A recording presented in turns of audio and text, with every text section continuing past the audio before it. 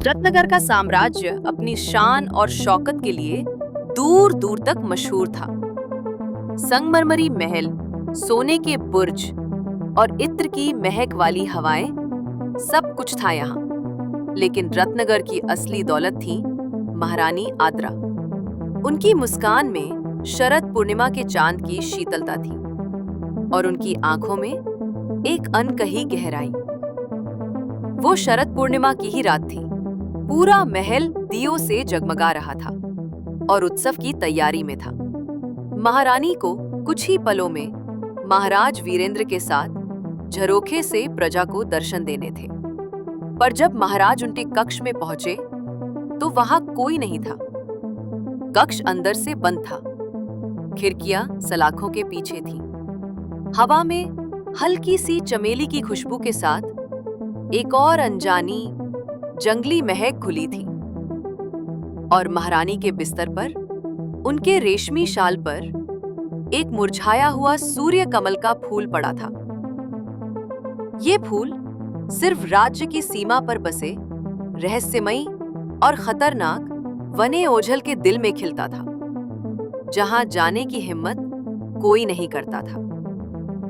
महारानी आद्रा हवा में घुल चुकी थी। हफ्ते महीनों में बदल गए।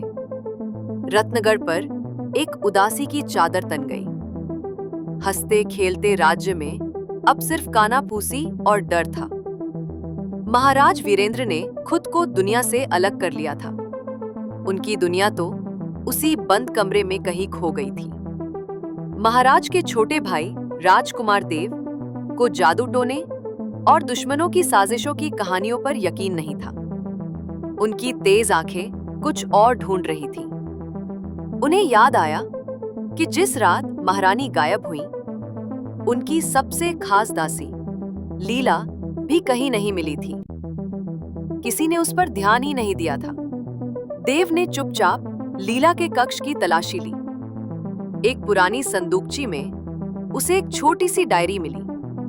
उसके पन्ने पीले पड़ चुके थे। लिखावट लीला की थी, पर बातें अजीब थीं। जंगल का कर्ज, आजादी का वादा, सोने का पिंजरा। आखिरी पन्ना उसी पूर्णिमा की रात का था। उस पर लिखा था, सूर्य कमल खिल गया है, अब समय आ गया है उनकी आजादी के लिए और मेरी भी। देव का दिल धड़क उठा। डायरी में दिए गए कुछ इशारों और नक्शों